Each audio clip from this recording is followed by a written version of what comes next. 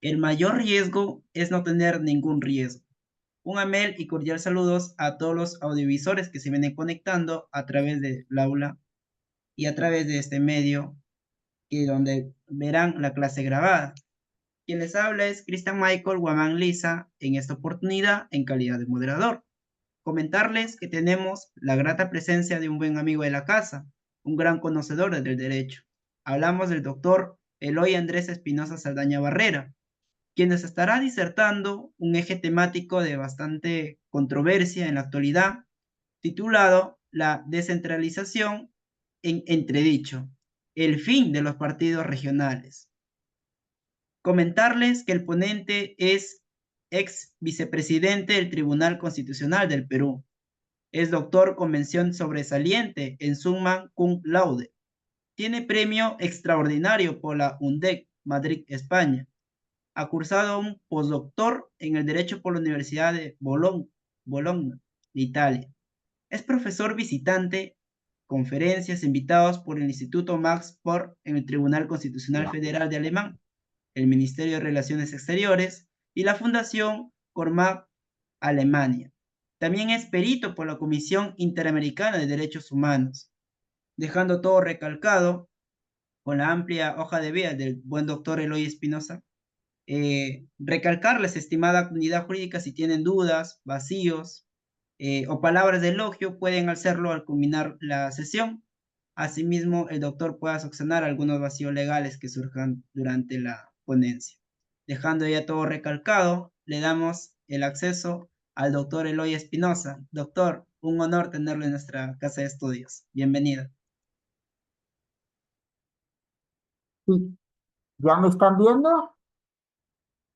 Ahí estamos. Sí, Perfecto. correcto, doctor. Bueno, el honor es mío. En realidad siempre es un gusto trabajar con Derecho en Línea, básicamente Cristian y todo su equipo, que hacen una estupenda labor y que permiten que pueda comentarles a todas y todos ustedes, quienes a pesar de ser un domingo en la noche, eh,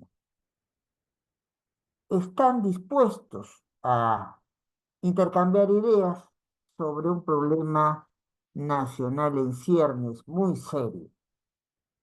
En el contexto actual que vivimos de una crisis institucional, donde hay una concentración del poder, ya no solamente en base a parámetros ideológicos, sino en función más bien a intereses coyunturales o personales, o entonces personales o de grupo, que son coyunturales por naturaleza que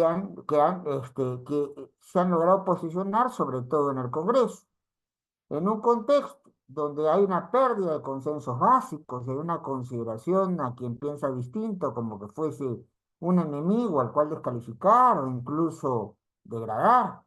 En este caso pongo un ejemplo muy significativo, que es el ejemplo de la acusación e inhabilitación posterior de el doctor Aldo Vázquez y de la doctora Inés Tello, que ellos se podrá estar o no de acuerdo con sus decisiones, pero la decisión por la cual se les inhabilita es que es aprobar una norma por la cual permite que a un integrante de la Junta Nacional de Justicia se quede en el cargo por más tiempo de los 75 años si fue nombrada antes de cumplirlos.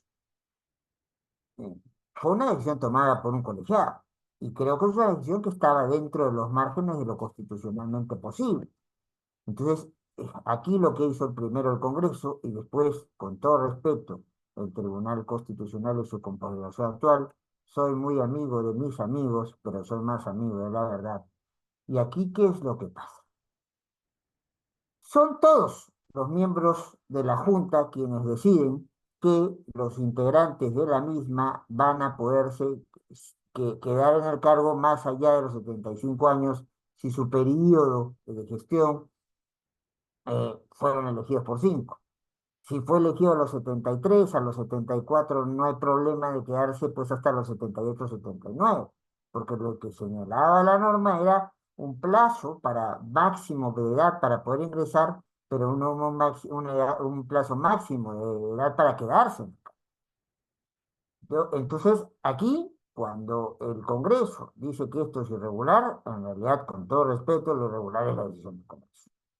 Ellos interponen una demanda de amparo y consiguen una medida cautelar, la cual los repone. Esta medida cautelar es planteada ante la primera sala constitucional de la Corte Superior de Lima. Esta sala les concede una medida cautelar, ellos son repuestos en sus cargos, y aquí, sorprendentemente, la actual composición del Tribunal Constitucional, quien venía conociendo un proceso distinto, venía conociendo un proceso competencial que era planteado entre el Congreso y la Junta Nacional de Justicia, no los miembros de la Junta, sino el conjunto de la Junta como institución, como entidad. Y allí el tribunal procede a dejar en suspenso la medida cautelar hasta que resuelva el caso la Corte Suprema, hasta que resuelva la pertinencia, por lo menos, de la medida cautelar la Corte Suprema. ¿Quién es este? Esto es terrible, pues, porque alguien que no tiene competencias se mete en un proceso que no es el suyo a tomar decisiones por la cual quita de su función a dos personas con las cuales podrá discreparse, pero cuya honorabilidad creo que es conocida y reconocida por todos. Estamos en un contexto de que quien empieza distinto queda fuera. Y todos los que entendemos las cosas de manera diferente corremos el riesgo también de ser perseguidos o de ser, de alguna manera, degradados o cuestionados o descalificados. Bueno, algo de estos dos factores explican la situación actual de lo que está pasando. En primera votación, el Congreso aprueba una reforma constitucional que implicaría básicamente la modificación de la redacción del artículo 35 del actual texto constitucional. Ojalá en la segunda legislatura donde tenga que votarse esto, ojalá esta propuesta no proceda, porque como trataremos de explicar, la misma pondría absolutamente en entredicho lo poco, porque realmente no es mucho, lo que se ha avanzado en niveles de descentralización territorial en el Perú. ¿Qué viene aquí? ¿Qué es lo que incluye básicamente este cambio al artículo 35? De un lado, la idea de que pueda haber reelección de quienes son gobernadores. En este momento no hay gobernadoras regionales, pero la idea es que quien ocupe el cargo de la gobernación regional pueda quedarse un periodo más. Esto en principio está dentro de lo constitucionalmente posible y opinable. No es el problema de fondo, tiene ventajas y desventajas la posibilidad de reelegir a un gobernador, a una gobernadora regional. ¿Por qué? Entre las ventajas es que, claro, 4 años suele ser un periodo muy corto para poder establecer y desarrollar planes, políticas, programas y actividades en cuyo diseño, muchas veces en su ejecución, no siquiera dependen del gobierno regional, sino dependen de entidades adscritas o que son parte, para decirlo de manera más directa, del gobierno central o gobierno nacional. Y que las ventajas, entonces, que plazos cortos pueden hacer que estemos más preocupados en hacernos del control de toda la administración, de toda la gobernanza a nivel regional, y que no nos preocupemos tanto en hacer cosas, sino en beneficiar ciertos intereses. Usted ya entiende a lo que me refiero. Populismo y corrupción como eso. Pero también hay desventajas. ¿Por qué? Porque si tenemos la posibilidad de quedarnos 8 años en el cargo, esta permanencia puede ser innecesaria. Estamos viendo cómo hay ya gobernadores regionales que están absolutamente desgastados y no procesados, y algunos de ellos con alguna sentencia bajo el brazo que les ha llevado a pasar a la clandestinidad para no ser detenidos. Y que los primeros 4 años de la gestión sean 4 años pensando en la reelección. no pensando en trabajar para cerrar proyectos, sino para dejar situaciones que puedan tentar a que sean reelegidos. Eso lo dejo ahí y vamos al tema que realmente me preocupa.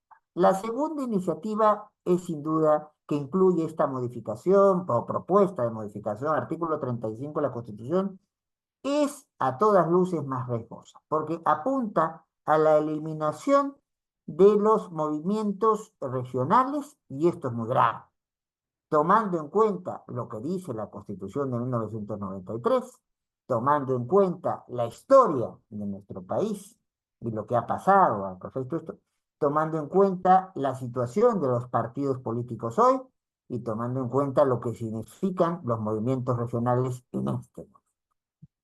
Vamos en ese orden, si me permite. En primer lugar, la Constitución nos señala que el Perú es un país, es un estado unitario, pero descentralizado. O sea, en parte de sus decisiones tienen que ser transferidas a entidades regionales o municipales. Básicamente, cuando hablamos a nivel regional, a coberturas que están manejadas desde las gobernaciones regionales de todo. Si, no se va a si se va a permitir la elección solamente de partidos, de miembros de partidos nacionales y no de movimientos regionales. Se va a permitir la elección de personas que pertenecen a organizaciones cuyos requerimientos no miran a las regiones, sino miran básicamente a Lima y a sus propios intereses. Entonces, poco estamos avanzando en términos de descentralización. Y esto no es poca cosa. Muchas veces en la historia del Perú la descentralización no ha existido o entonces se ha confundido con dinámicas de desconcentración. Una aclaración muy corta. Cuando hablamos de descentralización, estamos hablando de transferencia de atribuciones y en este caso, por ejemplo, en las regiones, la transferencia de atribuciones, la transferencia de capacidad normativa ha sido muy cortita. Nosotros, por ejemplo, el ámbito tributario es clarísimo.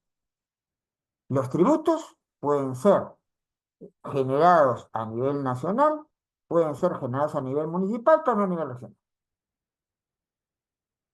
No hay autorregulación, no hay autonomía tributaria de la. Y si no hay posibilidad de generar sus propios tributos, pues, ¿cómo aseguramos la posibilidad del propio financiamiento?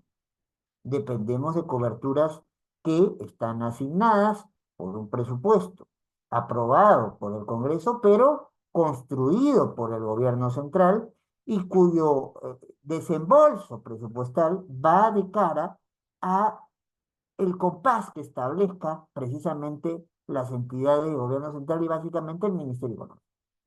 Te doy hoy, te doy mañana, te doy cuando quiera, y si considero que no estás gastando de manera adecuada, no te doy.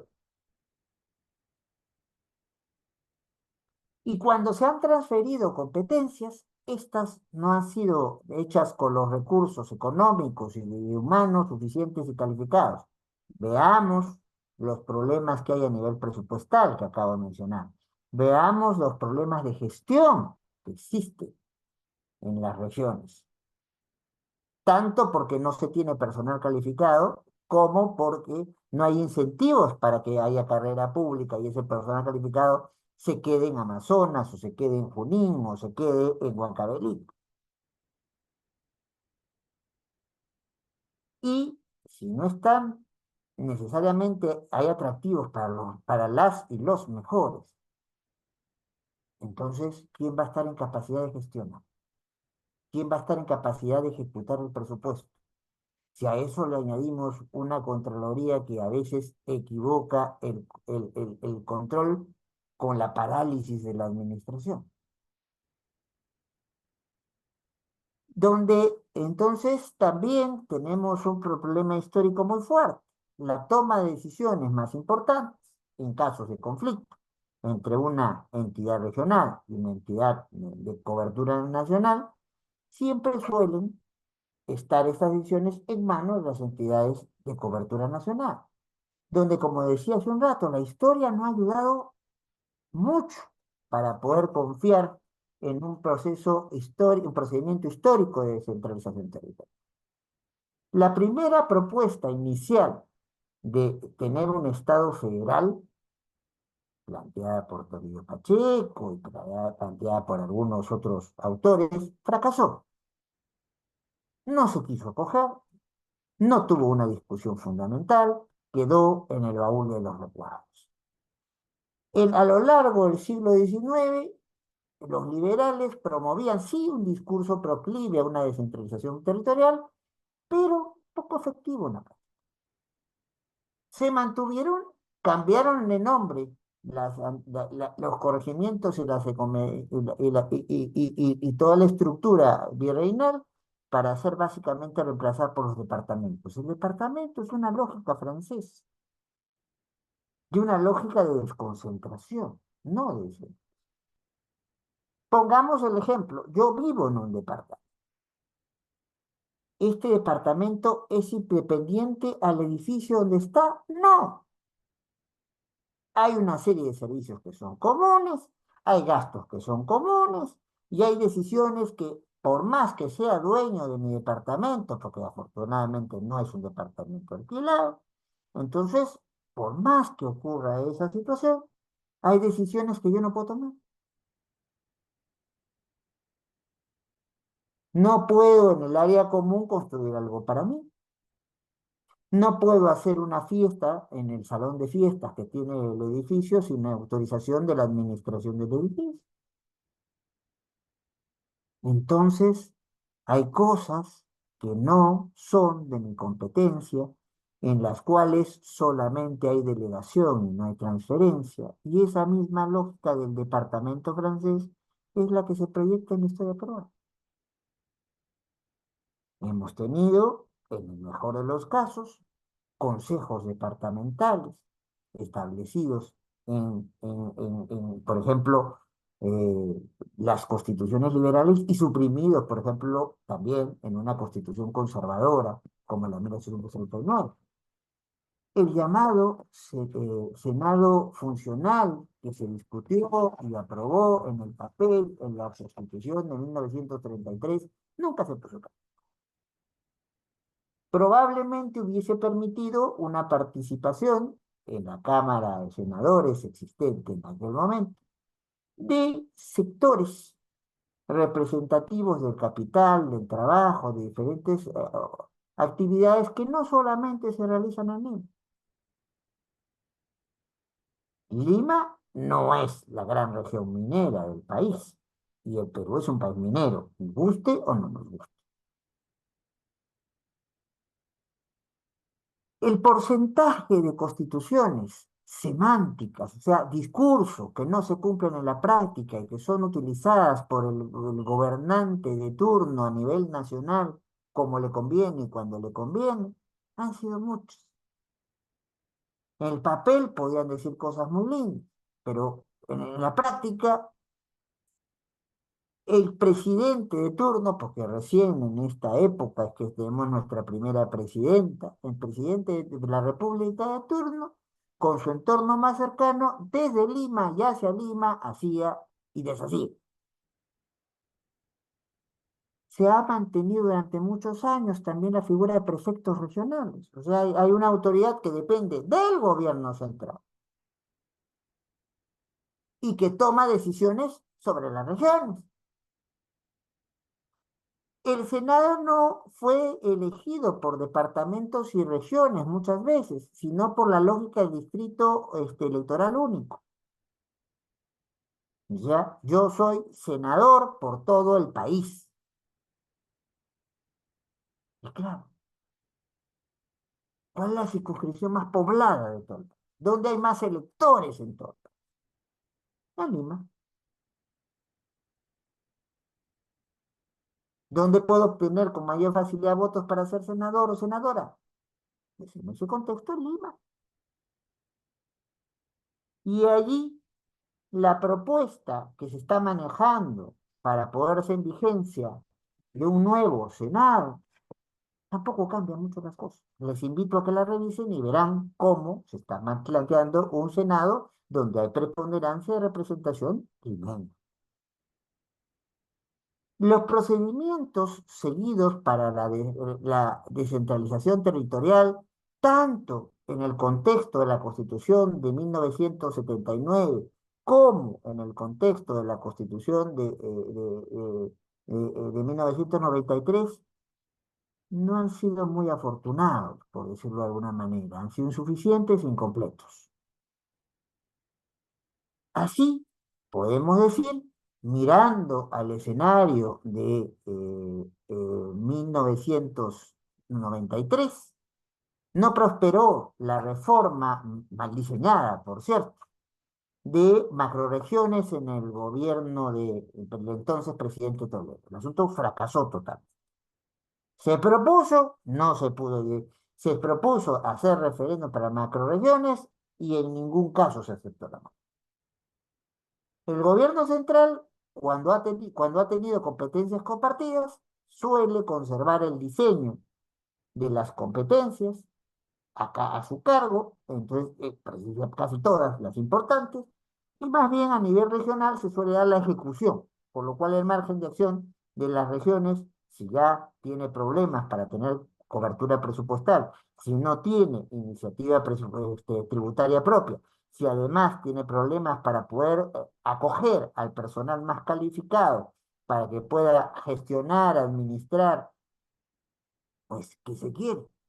Si nos encargan la gestión, nos encargan la ejecución, básicamente, y no tengo ni los recursos económicos, ni los recursos humanos para poder hacer una buena gestión, ¿a dónde vamos y dónde estamos?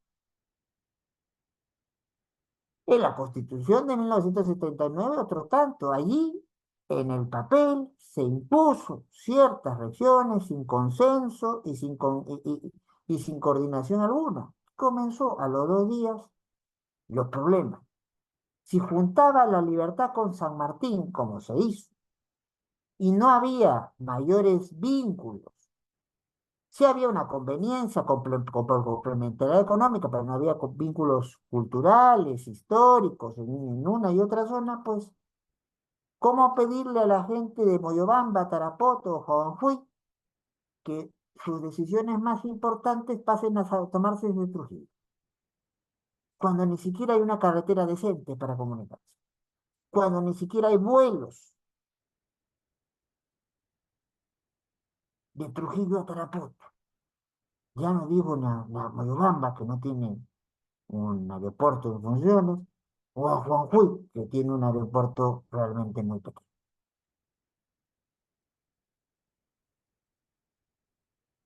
Frente a este escenario, también tenemos que constatar qué es lo que ocurre hoy. Si no prosperó la iniciativa en el gobierno de Toledo, hoy las regiones se construyen en base a los antiguos departamentos. ¿O no es cierto que, salvo el caso particular de Callao y Lima, las regiones son Tumbes, son Tacna, son Lambayeque, son La Libertad, son Amazonas, son Cajamarca, etcétera, etcétera? Los mismos departamentos que hemos tenido antes. Eso por un lado. Pero también la Constitución tiene otras normas que no solamente serían afectadas como el 35, que vamos a verlo después directamente. Hay otra disposición constitucional que quedaría de lado o quedaría retaseada. Les invito a que veamos el artículo 31 de la Carta de 1990. La parte final de su primer párrafo va a tener una referencia que dice algo así como que los ciudadanos tienen el derecho de ser elegidos y elegir libremente a sus representantes, aunque deja la regulación esto a ley orgánica. Pero si de antemano estamos prohibiendo que un ciudadano pueda elegir a un movimiento regional o pueda ser elegido gobernador regional por un movimiento regional, ¿qué está pasando con este artículo constitucional? ¿No hay una restricción irrazonable acaso a este artículo? Yo creo que sí. Y además, miren cómo termina. ¿Cuál es el último párrafo del artículo 31? El último párrafo del artículo 31 nos dice que es nulo y punible todo acto que prohíba o limite el ejercicio de los ciudadanos de estos derechos. ¿Cómo queda? Si ya no voy a poder votar por un movimiento regional o no voy a poder ser candidato o candidata por un movimiento regional, ¿cómo queda esta parte final? ¿O cómo debe entenderse esta parte final del artículo 31 de la Constitución? Cuya modificación no se está planteando. Solo se está planteando la modificación del 35. Y justo ahí en el 35, miren qué dice ahora. Los ciudadanos pueden ejercer sus derechos individualmente a través de organizaciones políticas, como partidos, movimientos o alianzas. Si bien deja el detalle de la regulación a una ley orgánica, ya en este momento queda claro que si se cambia este artículo a lo que se está proyectando, los movimientos no existen. Y esto no es una cuestión menor, ¿eh? Por varias cosas que paso a mencionar. En la actualidad, la organización de los partidos políticos con cobertura nacional es débil. Para nadie es un secreto que son partidos cascarón, sin una ideología clara, sin plataforma sólida. Cuando hablo de plataforma es sin planes, sin políticas, sin programas, sin actividades debidamente sustentados cuando quieren llegar a cargo de gobierno, o incluso a situaciones de representación y control, como son que las legislativas, como que son las que básicamente se ejerce desde el Congreso de la República. Y estamos hablando también de partidos sin capacidad organizativa suficiente. Esto es claro. En las últimas elecciones regionales, ¿qué pasó? Hubo una serie de partidos políticos de cobertura nacional que ni siquiera pudieron presentar candidatos para gobernación regional. No tenían un nivel de organización mínima en algunas regiones del país como para siquiera presentar, ya no digo ganar, presentar una candidata. Por otro lado, los partidos políticos de cobertura nacional son las instituciones más desprestigiadas. Ojo, existen 24 partidos reconocidos y 5 en vías de reconocimiento, formación. Pero según el INEI, miren, el INEI, que es el Instituto Nacional de Estadística, entonces informática en el Perú, ha hecho una evaluación. En el año 2022, solamente el 3,2% de la población confiaba en los partidos políticos y el 92,7% desconfiaba. El pequeño porcentaje que queda es el típico no sabe, no pide. ¿Ha mejorado la cosa en el año 2023? Todavía no hay estadísticas para el 2024. ¿Ha mejorado la cosa? Pues no mucho. Ahora ya, no, ya confía el 3,4% de la población. O sea, 0,2% de la población confía un poquito más en los partidos políticos. Y sigue desconfiando nada más y nada menos en el año 2023, resultado tomado hacia junio del año pasado, 92,5% de la población desconfía. Las elecciones, por otro lado, las elecciones regionales, las últimas, la de 2022, que se dieron, nos dieron un resultado muy claro. 14 gobernadores regionales fueron promovidos por los movimientos regionales. O sea, el 56% de los gobernadores que se eligen. Hablo de gobernadores porque no tenemos en este momento una sola gobernadora. Y 11 solamente gobernadores regionales fueron propuestos por partidos políticos, el 44%. Hay 90 hay 84 movimientos regionales inscritos y 24 procesos de inscripción, según el registro de organizaciones políticas del Jurado Nacional de Elecciones. ¿Qué pasaría con todo esto? Desaparece por la reforma. Es cierto que los movimientos regionales no son perfectos. Tenemos presidentes antes y ahora gobernadores regionales en la cárcel o con gestiones muy mediocres, ¿no? Pero creo que pasaríamos de Guatemala a Guatepeor para ir ya terminando y se viene a los tiempos previos. Se cree que habría toda la posibilidad de uno. ¿Qué pasa?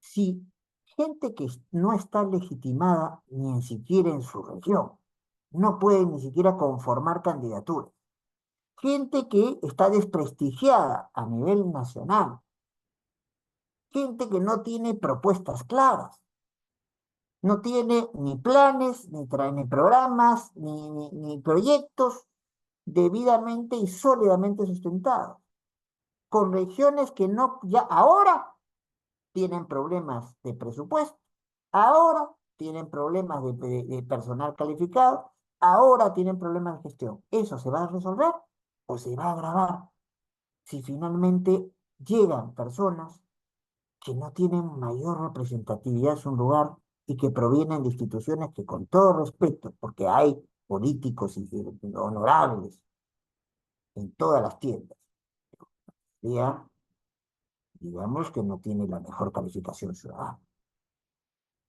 ¿A esto queremos ir?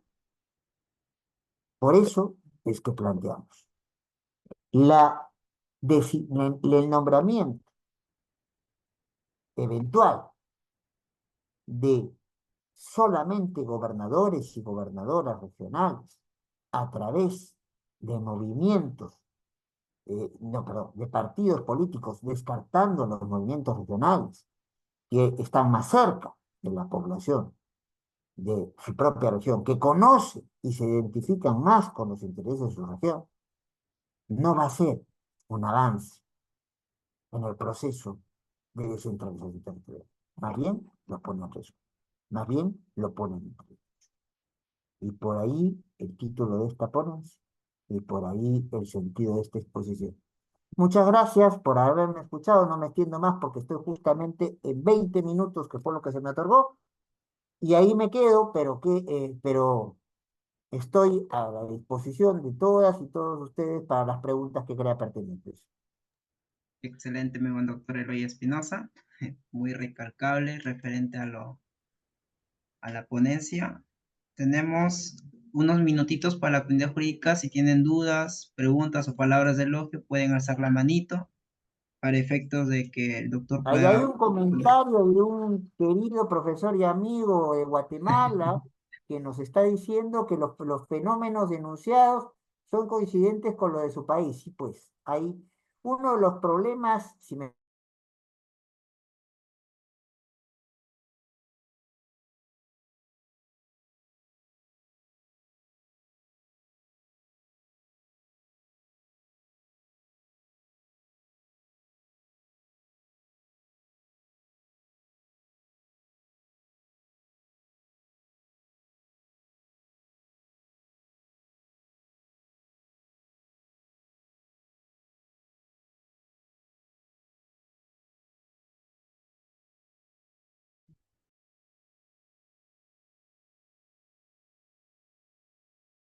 ya, se cortó la señal, creo, ¿no? Y ahora no te escucho. Tienes que abrir tu micrófono. Ahora Sí, sí, ahora sí, ya. ahora sí, doctor. Creo que se cortó la señal. A ver, bueno, había llegado una pregunta, vi de un querido profesor y amigo guatemalteco, y decía que los problemas que yo estaba enunciando en el caso peruano eran muy parecidos a su país. Bueno, todos tenemos, este, bueno, me está diciendo que no puede escuchar este profesor Lázaro Padilla, pero igual, doy la respuesta y quede ahora sí, ya, perfecto. Entonces, ¿cuál es el tema, queridos amigos y amigas? El diseño constitucional de nuestros países, con matices, es muy parecido. Parte de la idea donde se tiene un esquema donde el presidente de la República o la presidenta de la República supuestamente se elige del poder, pero para contrarrestar a ese presidente fuerte se le han dado una serie de atribuciones traídas desde el escenario, del escenario congresal, traídas más bien del parlamentarismo europeo, y ¿qué hace? Que cuando el presidente o presidenta no tiene mayoría parlamentaria, pues quien manda, entonces es la mayoría. Y donde las alternativas de descentralización han quedado muchas veces en el papel, que hay países que son federales, pero solamente en el papel. Veamos el caso argentino. No voy a hacer referencia al partido que se ha jugado hasta hace un rato, no. Me voy a hacer referencia a la historia argentina. En la historia argentina hay un mecanismo que permite la intervención federal. ¿Qué quiere decir esto? Que Buenos Aires se puede meter en cualquiera de las circunscripciones que ellos llaman provincias y que en realidad juegan a la lógica de un estado. En el papel se deberían ser como los estados federales que tiene los Estados Unidos, por ejemplo. Y no, pues, si hay una intervención federal que se usa y se abusa, entonces, ¿quién toma las decisiones de fondo? ¿La provincia de Corrientes, la provincia de Buenos Aires o la capital federal? La capital federal, no nos engañemos. Y lo mismo pasa en Guatemala, y lo mismo pasa en Costa Rica, y lo mismo, con mayor o menor medida, pero es lo mismo. Por eso no me sorprende las similitudes que puede encontrar en mi discurso con la realidad de su país, la realidad de Guatemala. Bueno, la otra pregunta que veo anotada, ¿hay manera de revertir esta situación después de que está aprobado como ley? Todavía no está aprobado.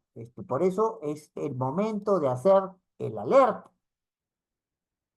Lo que hay es una primera, recuerden que una reforma constitucional, según el artículo 206 de la Carta de 1993, prevé dos mecanismos de reforma. Uno que es una primera votación en el Pleno del Congreso y una segunda votación en referéndum, que fue lo que hicimos en el 2018. Cuando se acuerdan el sí, sí, sí, no, pero eso no es lo que se está planteando hoy. Ahora lo que se está planteando es el segundo mecanismo que tiene prevista la Constitución. El segundo mecanismo que tiene prevista la Constitución es el de hay una primera votación del Pleno del Congreso, donde se alcanza mayoría, y hay una segunda votación del Pleno del Congreso donde se ratifica esa decisión y esa mayoría. A ese segundo escenario se está apostando en estas circunstancias. Lo que hay es una primera aprobación. Lo que hay es una primera aprobación. Por eso, por ejemplo, es que hay una convocatoria de muchos gobernadores regionales para hacer una movilización en cobertura en todo el Perú en julio. ¿Para qué? Para tratar precisamente de convencer a los congresistas de la inconveniencia de la fórmula que está planteada.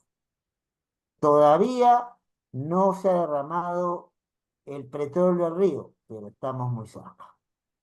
Lamentablemente estamos muy cerca. Y por eso la advertencia, y por eso la exposición, y por eso agradecer la generosidad de Derecho en Línea y agradecer particularmente a Cristian por su trabajo en todo este tipo de actividades.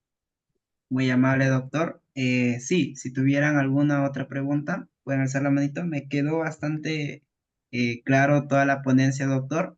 Asimismo mencionó pues que todos los presidentes están procesados, en excepción pues quien vida fue Alan García, ¿no? Que está investigado por presuntos delitos de lavado de dinero, de lavado de activos. por la Bueno, constructora pero Odebrecht, pero hasta ahora. el problema es que si no le dejamos margen a las regiones para gestionarse y para gobernarse, ¿de qué descentralización estamos hablando?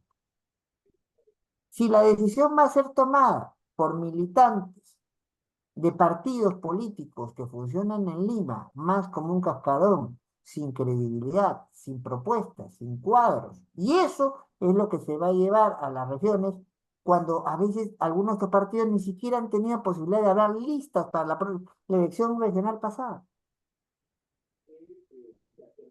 Es preocupante, es Es correcto, preocupante, doctor. porque lo poco que se ha avanzado a nivel de descentralización corre el riesgo de retroceder y perderse. Es correcto, doctor. Tenemos una última referente a Eduardo, su intervención, y culminamos. De acuerdo. Perfecto, Eduardo, te escuchamos. Bueno, ante todo, muchas gracias. Ante todo, muchas gracias, de hecho, en línea por el espacio que le brinda el doctor.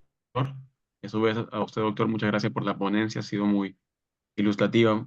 Y mi consulta, más que nada, el tema de bueno, como un debate que se ha planteado que es sobre la capacidad de representar, que mientras que hay posturas que dicen que es más conveniente que solamente los partidos cumplan este rol de representatividad de la población y su derecho a elegir y ser elegido. Por otro lado está la postura que es la contraria, ¿no? Que dice que es más conveniente que se mantengan los movimientos regionales e inclusive he escuchado que también plantean que deberían volver a tener capacidad de ser elegidos los movimientos locales distritales, como antiguamente habían, pero hoy en día ya no se les nota en las elecciones. Entonces quisiera saber su idea que tiene en base a ello. Mire, bueno, muy interesante la pregunta como las otras preguntas formuladas, pero ahí tengo que ser enfático. No hay coherencia en el razonamiento del Congreso que quiere asumir, en este caso, labores de reforma constitucional, porque no se han suprimido los partidos distritales, no se han suprimido los partidos de municipios provinciales. Aquí, en Lima Metropolitana, tenemos para hablar solamente de Lima, no hablar del Callao. Entonces, hablando solamente de Lima, yo vivo en un Y s- distrito que se llama Miraflores. El alcalde, entonces, mucho tiempo ha sido una autoridad por un movimiento político local. Y no ha sido ni mejor ni peor que eso. Es más, el alcalde que tenemos ahora, que es perteneciente a un partido político, está siendo cuestionado por la población del distrito y se están convocando ya a los ciudadanos con padrones para pedir su revocatoria. Lima, Lima. ¿Quién suele estar más cerca del ciudadano? Alguien, no sé de qué parte del país me está hablando Eduardo, ¿ya? Pero asumamos que me estuviera hablando desde Chachapoy. ¿Cuántos kilómetros hay de Lima a Chachapoy? De entrada, un aeropuerto que funciona tarde, mal y nunca. No. Si vamos por tierra, tenemos, entonces, o hacemos el camino mixto, tenemos que ir hasta Chiclayo, tomar un vuelo, de ahí irnos a Chachapoyo, o hacer toda la ruta por tierra, que es casi un día de viaje. ¿Quién va a estar más cerca de sus intereses? Los va a comprender mejor, los va a interpretar mejor y los va a representar mejor. Quien está a un día de viaje en bus o que proviene su legitimidad de una institución que está un día de viaje en bus y que muchas veces no tiene ni siquiera organización, porque uno puede presentar candidatos para la elección pasada a gobernadores y gobernadores, o que no está ahí. Dos, ¿a quién le puede pedir usted más cuentas? A una persona que casi no ve, que casi no conoce, que casi nadie, que llega allí por una plataforma que le es ajena, o alguien que es el vecino o es el poblador del pueblo de al lado. Creo que la respuesta es obvia. Hay una crisis de representación en el Perú a todo nivel, eso es cierto. Pero de ahí a tratar de negar que es más fácil poder representar y controlar, accountability se le llama en los países de habla inglés, de poder controlar la gestión durante y después de quien es un gobernador, obviamente muchísimo más fácil cuando el gobernador proviene de un movimiento regional, cuando el gobernador es el vecino de la ciudad que vivimos o es el vecino del pueblo que está relativamente más cerca de un viaje en bus en 24 horas, ¿no? Creo con eso haber contestado su pregunta. Excelente, doctor Eloy. Bien, vemos que todo está todo conforme, hay palabras de elogio. Con el doctor Rodolfo nos dice gracias, Eduardo dice todo conforme, muchas gracias, doctor.